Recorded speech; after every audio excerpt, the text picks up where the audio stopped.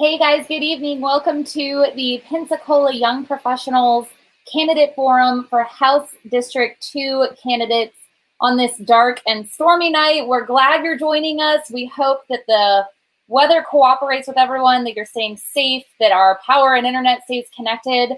We are going to move forward and see what happens. But my name is Ruthie, and I serve as the Executive Director for the Pensacola Young Professionals. We are a nonprofit that exists to connect and engage young professionals here in the Pensacola Bay Area. We are here to help young pros find a place to belong, to build a sense of competence about our community, and to feel empowered to influence change in a positive direction. And that is our mission, is to be a catalyst for positive change in the Pensacola Bay Area. PYP has been around for almost 15 years. We are the most engaged young professionals. That's 18 to 40-year-olds who want to connect with like-minded people and make a difference. And one of the ways that we do that is by engaging with our local government, economic development, and governmental affairs. And so that brings us to this evening, which is our candidate forum, again, for the candidates for House District 2. And I am going to introduce Basil Kaloba, who is the vice president of that team, the Economic Development and Governmental Affairs team on the PYP board this year. And thank you so much, Basil, for all your work to bring this event to life. Thank you, Ruthie. I appreciate it. Well, like Ruthie said, my name is Basil Kaloba. I'm the Vice President of Economic Development and Governmental Affairs for the Pensacola Young Professionals. If you're joining us from home, thank you for being here. We've got two of our candidates, Democrat and the Republican, who are running for House District 2 to represent us in the Pensacola Bay Area, south of I-10 in Tallahassee. So we've got Alex Andrade, who is the Republican running as an incumbent to be reelected to his seat. And then we have Dianne Krumel, who's representing the Democrats, who is joining us to go, I believe, to her first elected office, correct? That's correct. Her first elected office. She's been very active in the community, and now she'd like to take that next step of being a public servant. So we're going to have, we have a few debate rules for today. Each candidate will have 2 minutes to respond. Each of them will be muted if they are not the individual talking. And then we'll also have 1 minute to respond if something is said that they need to respond to. And then we'll allow 2 minutes for closing statements as well. So we'll go ahead and start with Alex as the incumbent. If you want to give us your 2 minute opening statement. Hey, thanks, Basil, and thanks for everybody for watching. My name is Alex Andrade. I'm the state representative here in House District 2. For those of you who are unfamiliar, House District 2 covers mostly Escambia County south of I-10. It includes the entire coastline, Pensacola Beach, Perdido Key, and it also has a little bit of Santa Rosa County and Gulf Breeze.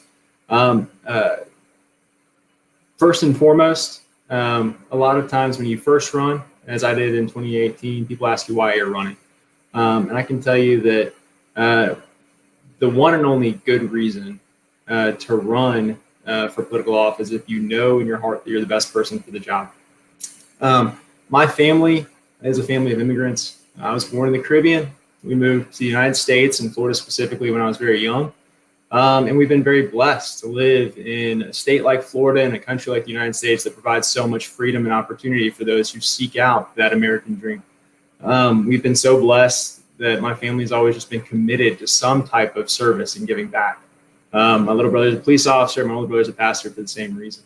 While I never thought I'd run for office, I was committed to this community, and I still am. I started a charity here in town with some friends called Alden Mike's Pensacola, and I actually served on the board of Pensacola Young Professionals before I ran for office. I was also an adjunct professor at UWF. When you are committed to your community and you have an understanding of a role, like I said, you run for that office. The only reason I knew I was the best person for this job is to pay for law school. I'm a lawyer. I actually worked for Governor Scott at the Florida Department of Transportation. And from that experience, I learned the ins and outs of the legislature. I learned what it took to actually get movement in the budget for your district and your community. And I've proven that knowledge before I ran has been helpful in this role. I've brought back a record amount of money for infrastructure and water quality to Pensacola, and I'm looking forward to going back, especially in a very tough budget year where we're going to cut $6 billion out of our $92 billion budget to continue fighting for the funds that this community needs to continue to grow in the future.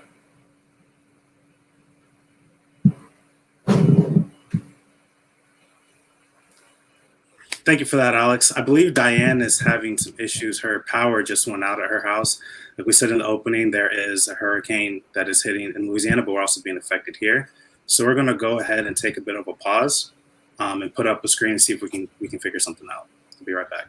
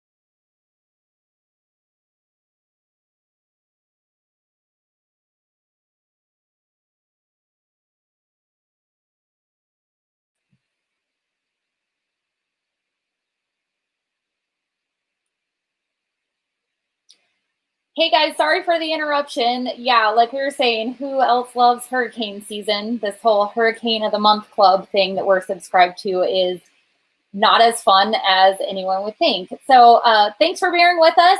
Dianne, it looks like, is back. So we are getting organized behind the scenes on the backstage of our candidate forum. You just heard the opening remarks from Alex Andrade, and we are going to give Dianne her 2 minutes to introduce herself and a little bit more about herself. So you guys know, the point of our doing our own candidate forum is to hear from the candidates, to get to know them a little bit better as people, also on the issues that are specifically important to young professionals here in our community, because at PYP, one of our objectives is to recruit and retain young talent in our region, and our elected officials have so much to do with that and contribute so much to making our mission possible. So thank you guys again for bearing with us. I hope that your power stays on, and we will let Basil come back on and also then introduce Dianne for her opening remarks. Thank you guys so much for sticking with us.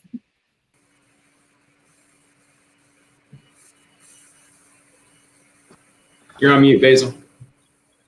I was saying, glad to have you back, Dianne. Alex gave us his opening statement, so you have 2 minutes to give us yours.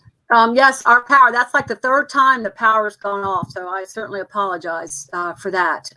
Again, let's see, my name is Dianne Krumel, and I'm a lifelong resident of Pensacola. After graduating from UWF, I started my own successful small art business that spanned 35 years.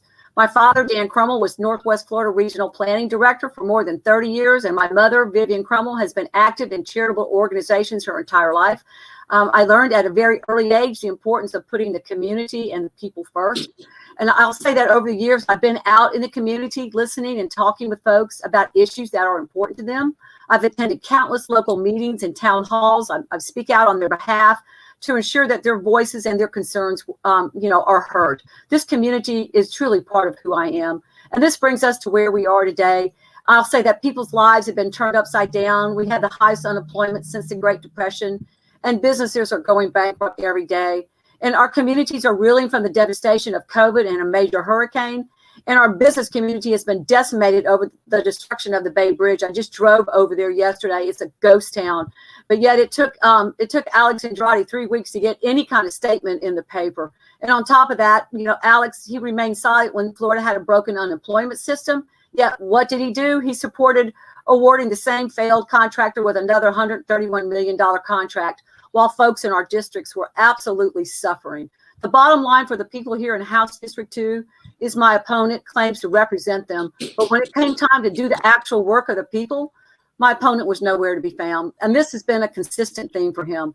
But I can tell you one thing, folks know two things about me. I'm not afraid to work for the people, and I'm proven leadership. When it came time to save Pensacola Beach from privatization, I stepped up, showed up, and organized a grassroots movement that brought the people together to save our beloved beaches for everyone to enjoy. Yet once again, my opponent remains silent.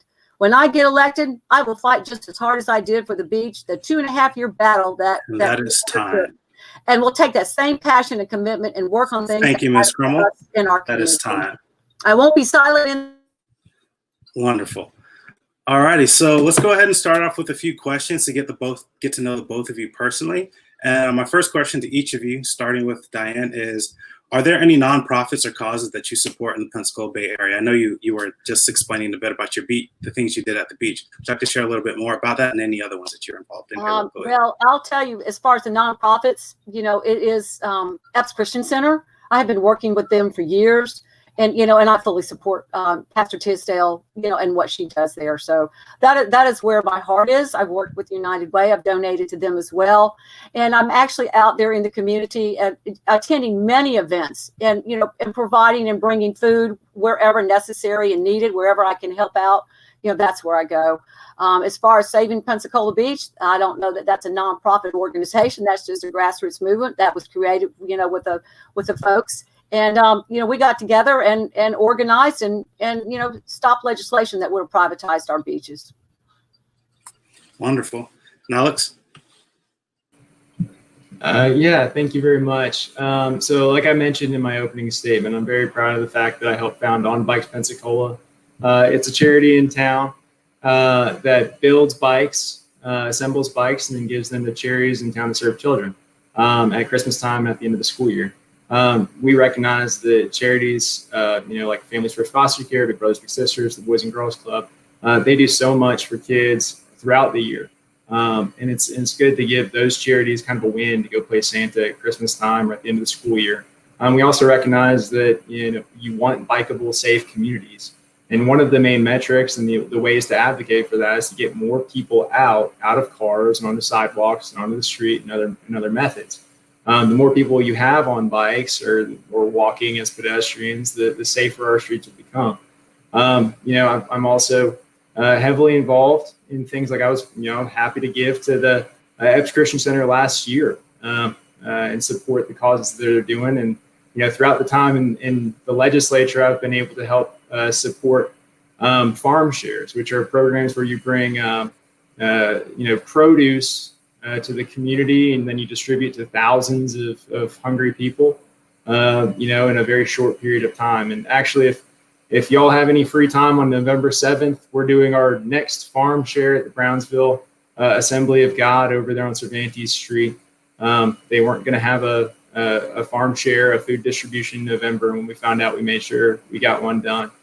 But no, I'm very proud that I'm a big brother. I've been a big brother since I've been here in town, and I'm very excited to say that my little brother Lewis just graduated high school from Escambia High School this semester. Engaging in your community is something that you should never lose focus of, and you should always be able to give actual names and tangible things that you're doing as a public servant. Great. It's great to hear that both of you have been involved in the community in the past and have been, in your own ways, creating change for the community. And we definitely appreciate that. And thank you for both of you for what you've done in the community. This one's a little bit of a change, but same kind of thread is: what are some challenges that you faced personally, and how have they influenced your desire to become a public servant? Alex, we'll start with you. That's a great question. So like I said, I wasn't born in the United States, and I was actually born 4 weeks early. Because of that, I suffered significant trauma at birth, and I have what's called cerebral palsy. Most people, when they see me, they wouldn't realize that I had cerebral palsy, but it's something that I live with every single day. But like I said, recognizing your blessings is a big part of why you run for office. And I was very, blessed to be in a state like Florida, in a country like the United States, with such incredible healthcare, to identify, my condition early and be able to address it. One, other main issue that you face, especially when you're young in a role like this, is that you get attacked for being young, and you get discredited for being young. But I think that my youth is an advantage. It allows me to be open to new ideas. It allows me to work with others, and allows me to approach issues with an open mind, knowing that, one, I don't have all the answers and I need to work to learn. And it allows me to be more collaborative in what I do. So for all y'all members of PYP, my cell phone number is 850-462-4776. Please feel free to give me a call or shoot me a text if you have any questions or you have any input you want to share with me. But yeah, it's I would say that I'm very fortunate to be in the position that I am. I'm fortunate to be, serving, at the age that I am. The Florida House is a very young house overall. Well, I'm on the younger side of it. I think the average is about 45 years old in the Florida House. We're because of that, there's just an energy there that's very exciting to serve within. Great. Thank you. Dianne, same question for you. What are some of the challenges that you face personally and how have they influenced your desire to be a public servant? 2 minutes.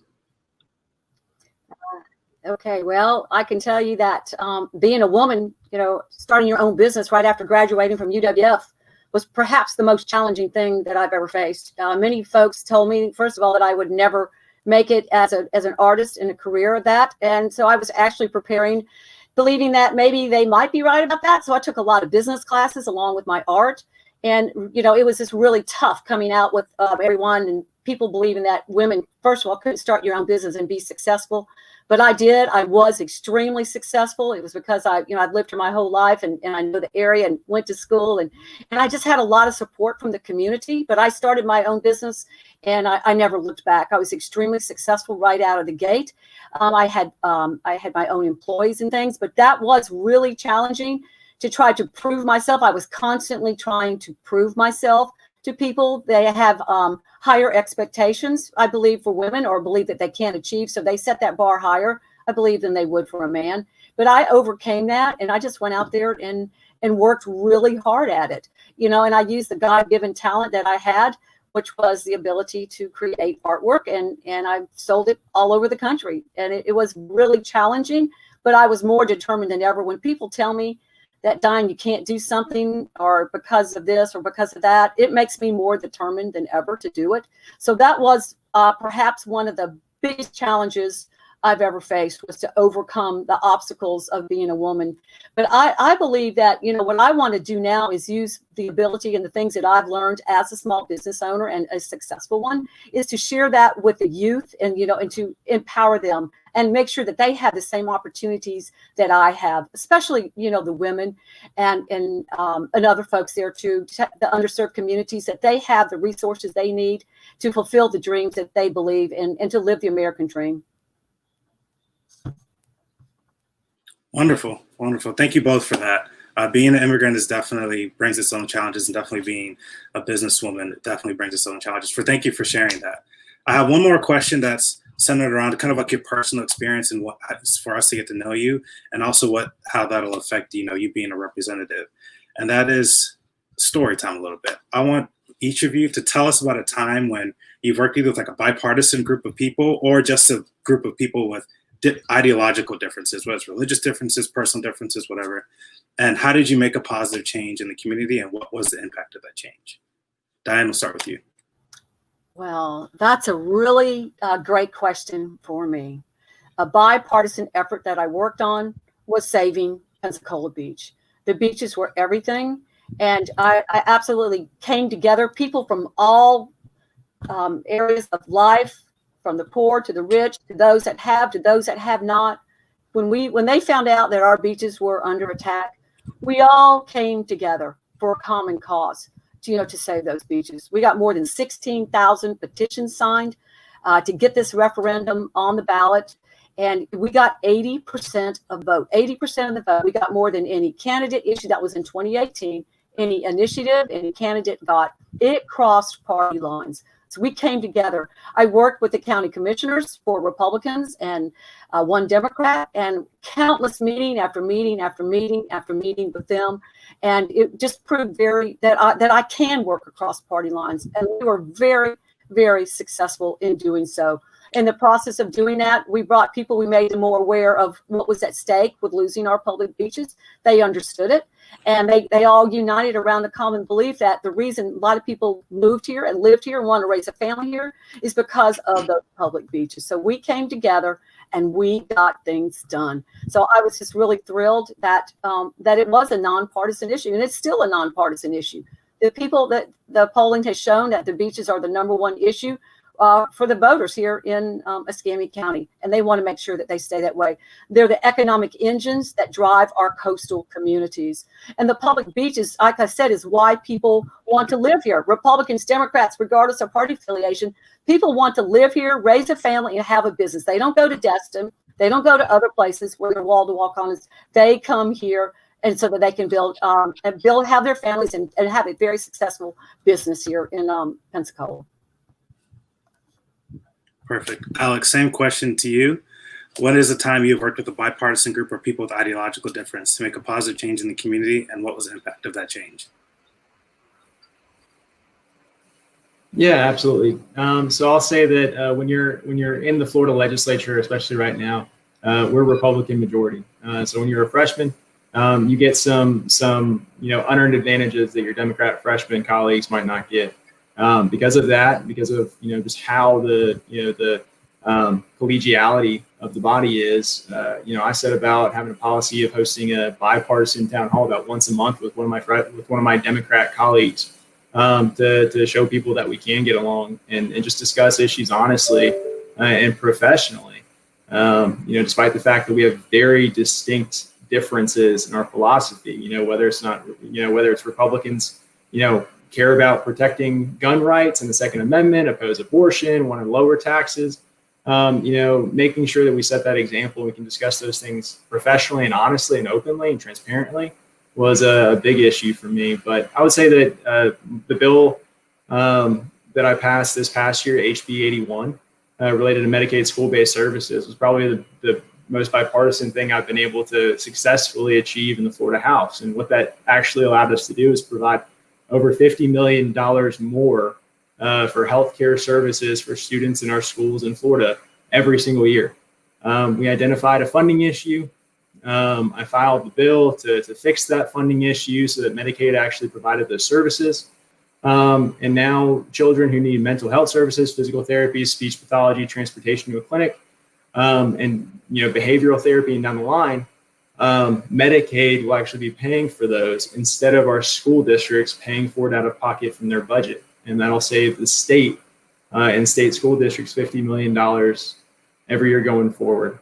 So I would say that that's, the proudest thing I've been able to get done in a bipartisan fashion while, serving the past 2 years for sure.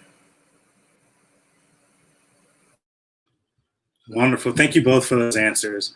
At this time, we're going to move into a bit more of a policy discussion, starting with the topic being the economy and quality of life, and both of those, how they affect young professionals and the position that we're in. First question is going to be about housing and the cost of housing.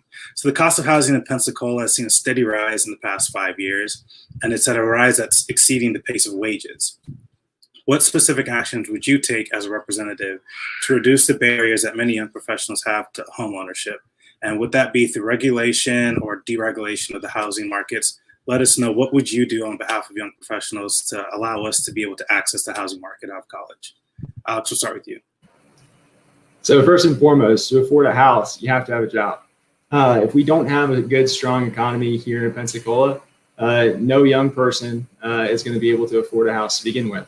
But from the perspective of a conservative Republican, it's not the government's role to pick winners and losers in any industry. We should be working to get out of those types of situations as often as possible. You do have local governments a lot of times who are overly restrictive in their regulations. And those are things that the legislature looks to address every single year. But as long as the economy is improving and young people have the opportunity for competitive wages, That's first and foremost the item we address. After that, making sure that we have enough people in the market, whether that's tradespeople, making sure that we eliminate barriers to entry for people who need a license, like a plumber or electrician or a housing framer, to actually enter the market, but enter it safely, is another thing that we've been focusing on in our very conservative legislature the past few years. We passed one of the biggest deregulation packages in Florida history this past legislative session. The more people we have competing in that market, the lower the cost will become, and the greater the supply of housing will also become.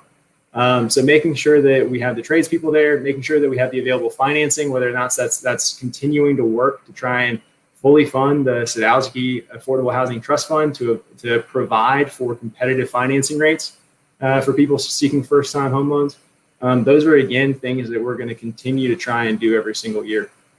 We were very excited to fully fund the Sadowski Affordable Housing Trust Fund this past legislative session until COVID hit, and it kind of took the wind out of our sails a little bit, especially on that SHIP funding that counties rely on to provide that type of housing. Wonderful. Dianne, same question to you. The cost of housing in Pensacola has seen a steady rise, and what specific actions would you take as a representative to reduce the barriers to home ownership for young professionals? Well, I have to tell you that I've been out speaking with folks in the community, and one of their number one concerns here, especially in the underserved communities, is affordable housing. It is a real problem here, and it's just simply not available. And I believe that gentrification, has become a problem as well in some areas. That really it makes it very difficult for folks to continue to live where they are and to own their homes. I just believe that we need to create economic development in those underserved communities. We bring in grants or incentivize folks, the builders, the developers, to come in there and have that type of development.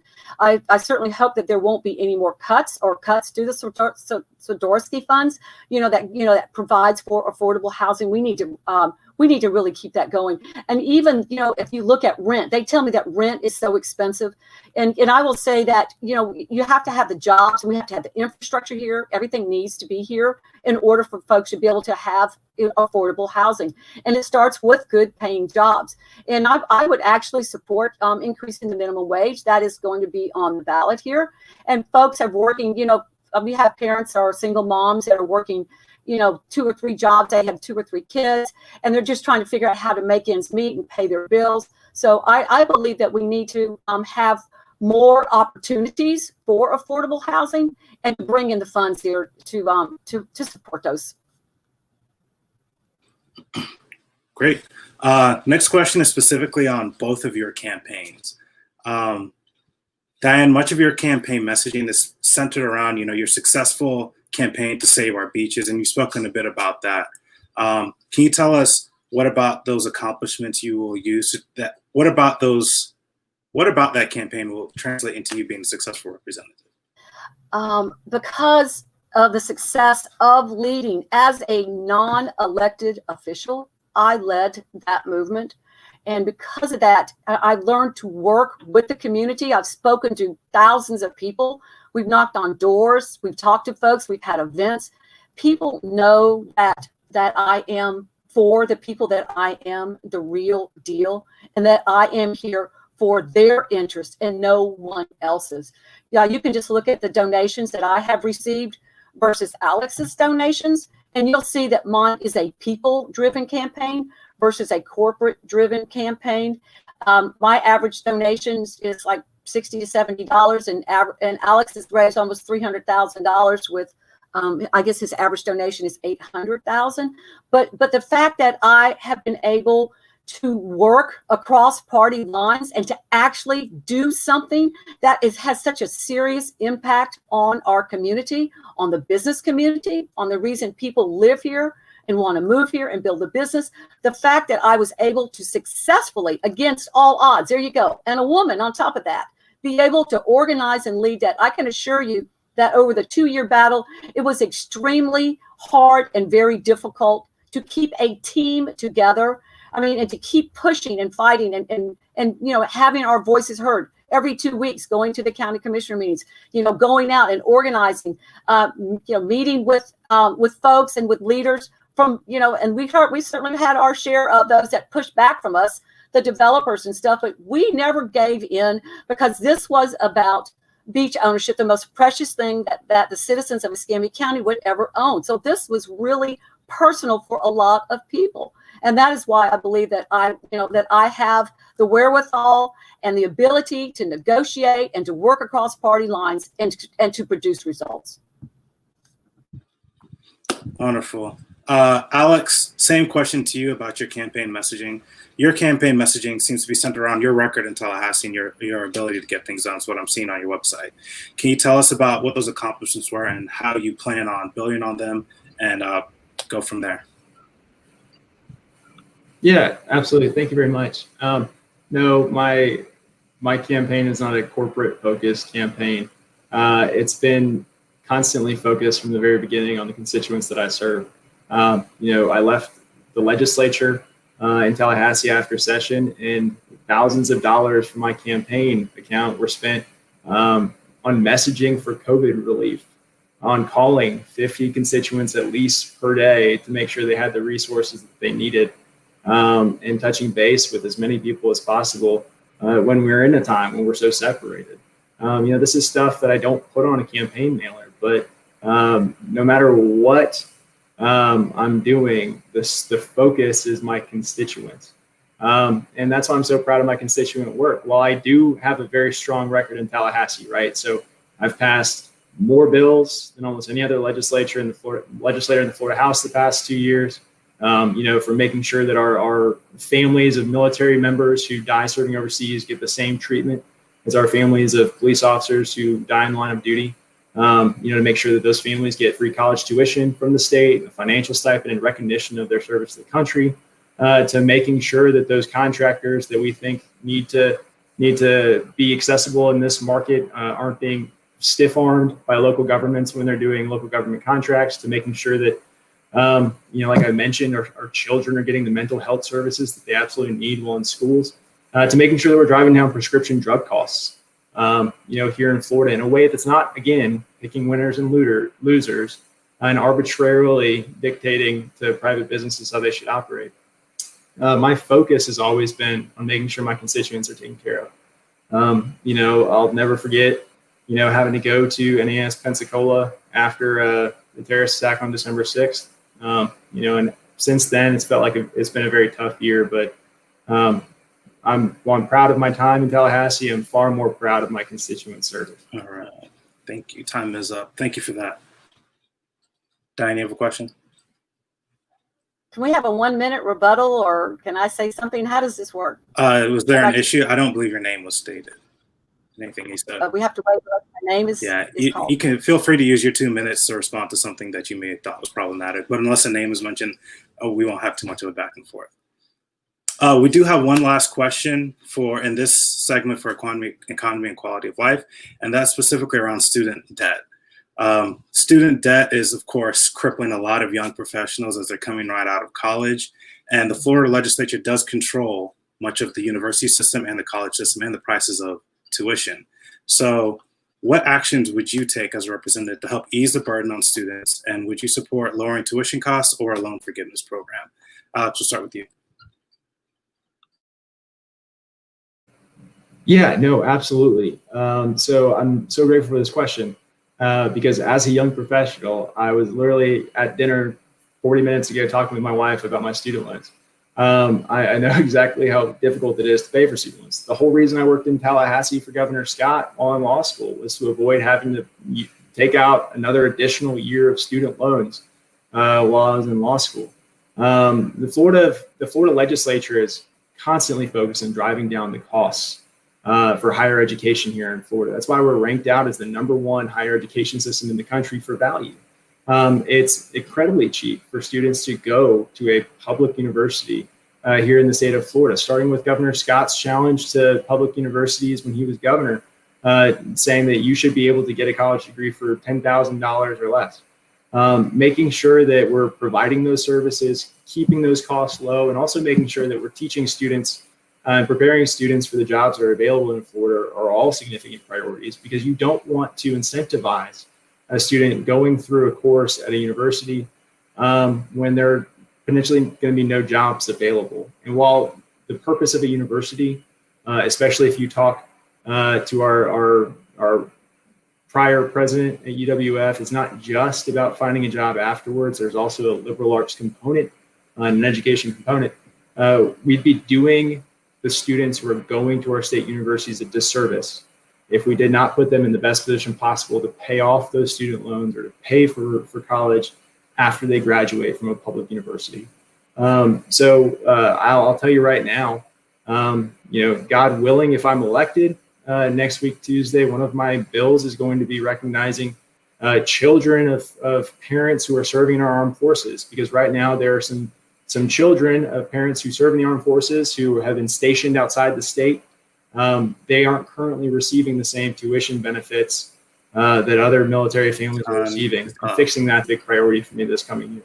Great. Thank you, Alex. Time is up. Same question for you, Dianne. What actions would you take as a representative to help ease the burden on students who graduate? And would you support lowering tuition costs or a loan forgiveness program? 2 minutes. Well, I have to say that, going to college now is a major investment. And so many of those young people, they graduate coming out of there with enormous student debt. And I actually believe in eliminating student debt. And I would be for subsidizing for low income families to be able to go to the universities and in the public schools. I think that we could use a tourism tax that would, easily cover some of those tuition costs. So that is what I believe. And right now with COVID, these young people are graduating from university and they're not even sure if there's going to be jobs for them. Yet here they come with student debt. And now they are going to school now, working for minimum wage, and trying to make ends meet and come out of that. So there again, I would be supportive of raising that minimum wage. That it is on the ballot now. But I am all for, we need to renegotiate those student debt loans at best, low or interest-free loans. There's so many ways and so many things that we can do to help these students so that they can achieve the American dream. And that's what I believe we should do. Great. Thank you. That concludes that part of the policy on the economy and quality of life. Now we're going to move into social justice and criminal justice. First question to each of you is, would you support the decriminalization and recreational use of marijuana, and why? Dianne, we'll start with you. I think that we need to decriminalize it. Yes, I would support that. I mean, we have our jails are full of people that are there for minimal drug abuse or, of course, mental health issues. But I believe that we should take a look at that, and we should at least reduce the the sentences that are there. And I just believe that would alleviate the overpopulation of our prisons and the cost of the taxpayers to put those folks in prison. So I would be for that. Thank you. Alex, same question to you. Would you support the decriminalization and recreational use of marijuana, and why? So I think for context, as a state representative, when I first got elected, one of my big priorities was criminal justice reform. I visited every single prison along I-10 between Pensacola and Tallahassee, and I get to go visit those as a surprise visitor with my state representative badge on my way to Tallahassee and back. I think it's become a bit of a myth, and it's kind of a trope that our prisons are full of people who've committed nonviolent drug offenses. If you actually drill down into the numbers and study the actual data, there's less than 4% of people who are in prison for a drug offense are in there with absolutely no criminal context at all, with no violent context at all.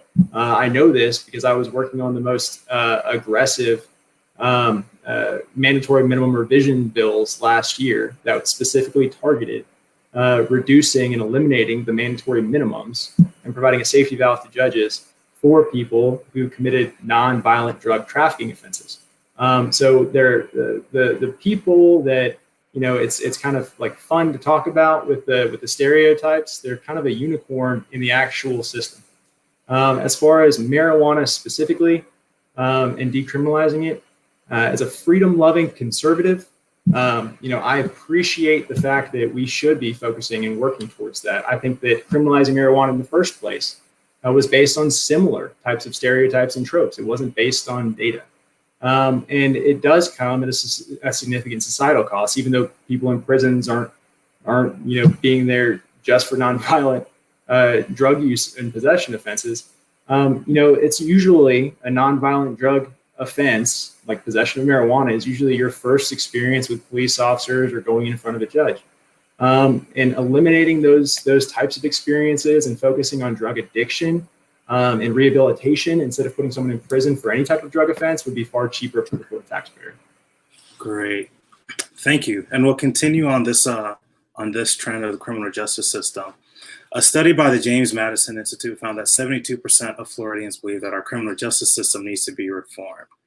Do you agree that there is need for reform in the system? If so, what policy changes would you propose or support in Tallahassee? Alex, to start with you. Thanks, Basil. And I love JMI, the James Madison Institute. I love doing their podcasts and talking about ideas like this. Absolutely, we need criminal justice reform, but we need intelligent criminal justice reform. Right now, our Florida prison system is focused on punishment alone, retribution alone. If we reprioritize our prison system and how we house prisoners and what they're supposed to be experiencing while being wards of the state, and focus back on rehabilitation, training people on how to communicate in a healthy manner, giving people opportunities for trade, to learn trade jobs, giving people experiences to communicate, and learn, just how to interact in society when they're released. I think we dramatically reduce our recidivism rate. The measure of success for prison systems is the recidivism rate, the rate at which someone who's released from prison returns to prison. Right now in Florida, we have about a 30% recidivism rate within 3 years, meaning if you've been released from prison, 30% of people released will return to either a prison or a jail within 3 years, and over 50% will return within 6 years. We're not doing what's best by the Florida taxpayer if we're focusing solely on retribution and we're not prioritizing rehabilitation. Another great stereotype that people love to trot out is that private prisons are so focused on profit that they're actually causing a problem. Our private prisons in Florida are the only ones providing training, the only ones providing those healthy communication styles I'm talking about. And they're the only ones providing reentry services once someone actually leaves prison. While I'm working every year on providing appropriations for programs like Reentry Alliance Pensacola, making sure that people, when they're released from prison, they're not just given $50 and a bus ticket, is another way to make sure that when people are released from prison, they're actually going back into a healthy environment and being able to be contributors to society. But we've passed major criminal justice reform bills in the past few years, largely modeled after President Trump's First Step Act, which was one of the most critical criminal justice reforms Thank you, Alex. in America the past 10 years. Great, thank you. Dianne, same question for you. Do you agree that there's need for reform in our criminal justice system? If so, what policy changes would you propose or support in Tallahassee? 2 minutes. I absolutely believe that our criminal justice system needs to be reformed. And we need communities where everyone is treated with respect and dignity. This is the cornerstone of the most basic principles of human rights and justice. I would propose legislation that uses outcome-driven policy for systemic reformation of the criminal justice system. And you ask, how is it reformed? Well, it's reformed by taking the kind of outcome you want, which I think we all do, which is a healthy, safe, and educated public where everyone prospers, and working on policies that produce that.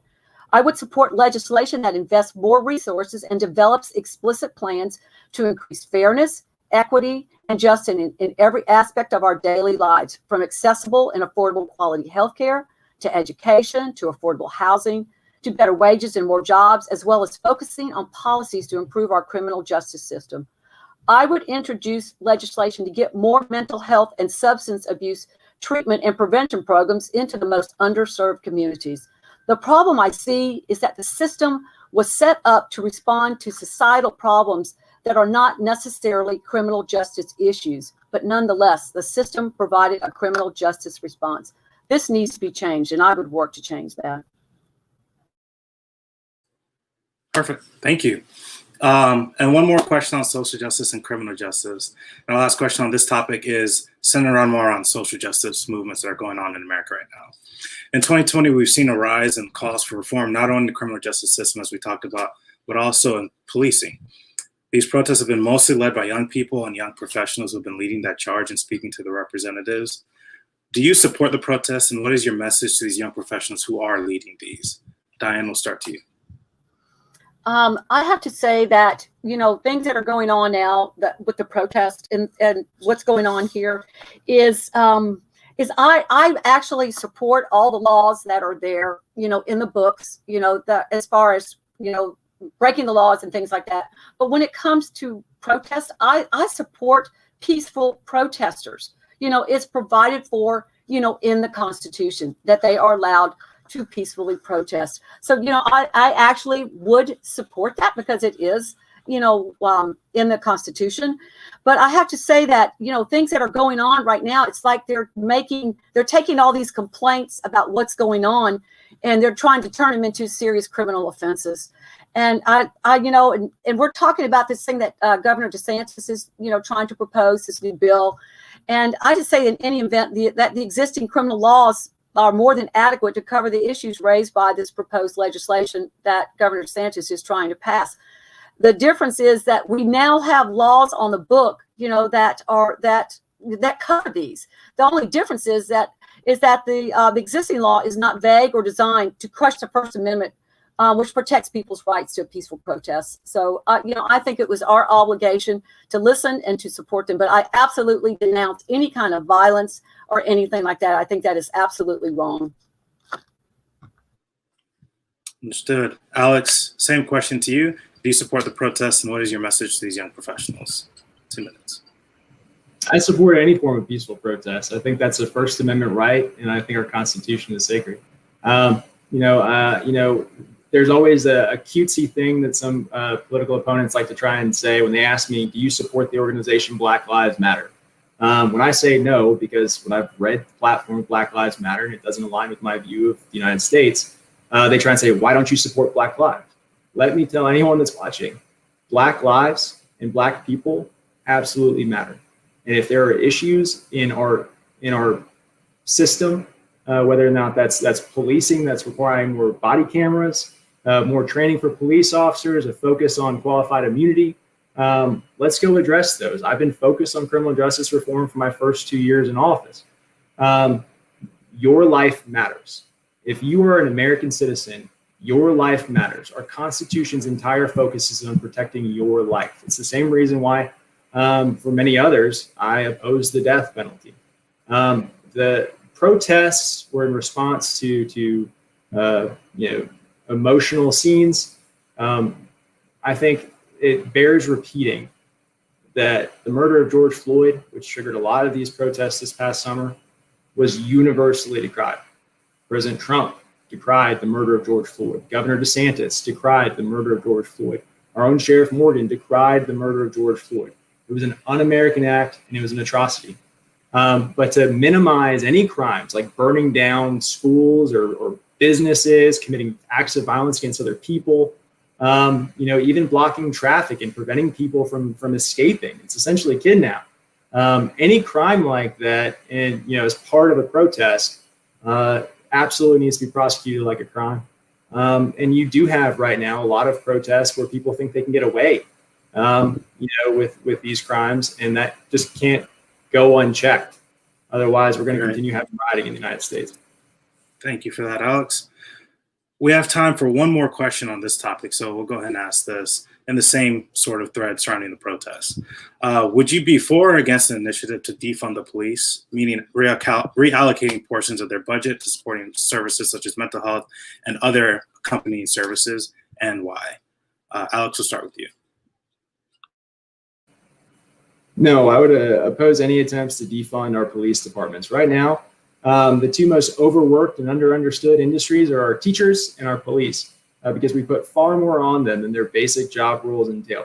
Our police officers need additional funding, for body cameras, need additional funding for training, need additional funding to make sure that they have the time and the resource to go spend in communities, engaging with citizens. Every single police department in the state of Florida right now is facing a shortage. You cannot find people willing to do the job because of how they've been vilified by one subset of the American citizen. My little brother gets called a racist and a murderer every night he goes out on his beat as a police officer up in Michigan. There is a big issue when you harken back to defunding the police as some kind of call to fix our system. Our police are there to make sure that we're not engaging in domestic violence. They have to go out to some of the most dangerous conditions and circumstances in any community. And vilifying them in this process has been one of the probably the most harmful things to our system of discourse this past election season. They need our support. So the answer simply is no. I would not support defunding them, but I would focus again, like I said, on additional training on body cameras, because that protects the police officer and the person that police officer is interacting with. And it's also the most reliable form of evidence. We know that witnesses and witness testimony is the least reliable form of evidence at any given trial. So making sure that body cameras are there. And what people might not realize is a focus on qualified immunity and trying to do away with qualified immunity would result in heightened expenses for police departments. So the two don't coexist. You can't defund police departments and also address qualified immunity because those industries would go bankrupt. Great. Thank you. Same question to you, Dianne. Would you support an initiative to defund the police and why? I want to answer that in 1 minute. But Alex, I want to go back to Black Lives Matter. And of course not, I'm not for defunding the police. But Black Lives Matter, I support Black Lives Matter. And the movement does not mean that only Black Lives Matter, but this is where you have to understand, Alex, it recognizes the inequality that exists for people of color, from economic and educational disparities to criminal justice disparities and mass incarceration. You talk about the REAP program that you're so proud of doing. Well, let me point something out, Alex. It states in here, our current criminal justice system disproportionately targets people of color, therefore requires immediate and substantial reform. So, for you to say that, Black Lives Matter is not about defunding the police. And of course, I am against defunding the police. But let me be clear on that. We need our law enforcement and our personnel to be well compensated for the dangerous job that they do. And they need to have the funding, if not more funding, to ensure that they receive the vital training that they need, as well as funding for counseling and other forms of social help that they need on the job. But, we need to find a way to work together, law enforcement in the community, to make communities safer for everyone. We need to shift from criminal justice system, from incarceration to prevention, so people don't commit crimes in the first place. But what we need to do, though, is we need to look at the root of the problem and not just the crime itself. It starts with failing schools and not having proper mental health and substance abuse prevention and treatment programs to deal with the social ills, like I've spoke about before, that in our community. Public health programs need to exist where people can get access to basic fundamental health care. And I believe my role in the legislature would be to see that money and resources come back to the district to address the mental health needs and the substance abuse prevention needs, to increase opportunity for educational and vocational training, and to see that we have more social workers involved. Defunding the police is Thank you, Dianne. That is 2 minutes. Alex, your name was mentioned. You have 1 minute to respond. Thanks. I think it was mentioned about 20 times. Can I get 20 minutes? No, listen, at the end of the day, when I asked my opponent last week if she supported Black Lives Matter, the organization, she couldn't answer the question directly, to the point where she said all lives matter, which is something that would never come out of my mouth because of the amount of disrespect to the movement that would entail. Our Constitution in the United States fundamentally protects two things: due process and equal protection. Equal protection makes sure that our laws should be addressing everyone equally, regardless of age, sex, religion, race. If it's not, if we need to dive down, and if we discover laws that are violating the equal protection clause of the U.S. Constitution, it's my responsibility as your legislator to work with you on addressing that. But no, the Black Lives Matter organization itself does not support the same vision for America. And I believe that it actually makes people hate America far more insensitively than it should. Thank you. All right, now we're going to go into our closing questions. These are all definitely very just fun questions. We'll do this as like a lightning round. So starting with you, Dianne, who is an elected leader that you respect who is not in your party and why? Okay, first of all, Alex, I did not say that about Black Lives Matter. I did not say that. You know what? It is about recognizing that not only do Black Lives Matter, but that they are disproportionately affected. Come on, Alex, you know that that's real. And, you know, to say that. And somebody that I admire that's not in my party, I would say George Bush. He was a peacemaker. George Bush. George W. Wonderful. Wonderful. Alex, same question to you. Who is an elected leader you respect who is not in your party and why? There's a significant number, especially in the Florida legislature. I have so many good friends who are Democrats in the Florida House and the Florida Senate. From Senator Pizzo, who, out of Miami, who worked so diligently on the unemployment issues that our community faced.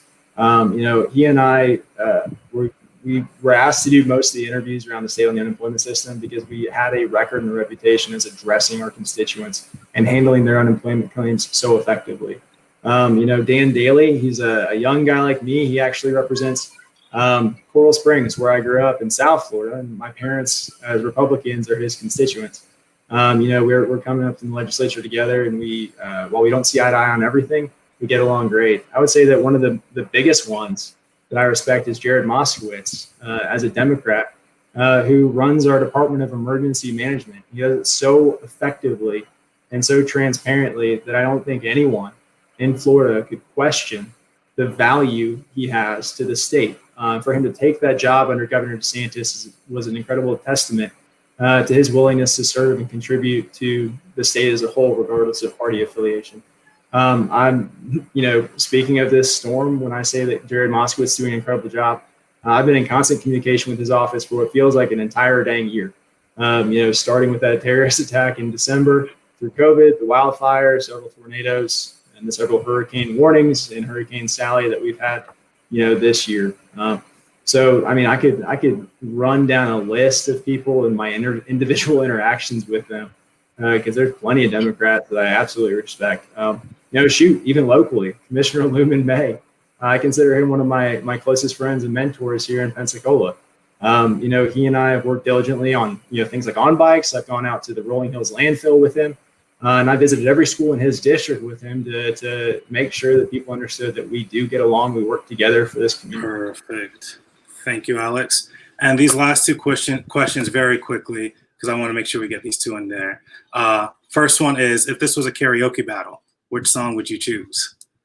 Alex, start with you. Oh, this is an easy one. I would choose Tequila, because I'm a singer, and there's only one word in the entire song. But I consider myself a much better dancer than singer, and I feel like you can really engage the crowd when you're singing Tequila during karaoke. Perfect. Tequila for Alex. Dianne, what about you? The song, it would be the Rolling Stones, "Start Me Up." I'll never stop. Nice.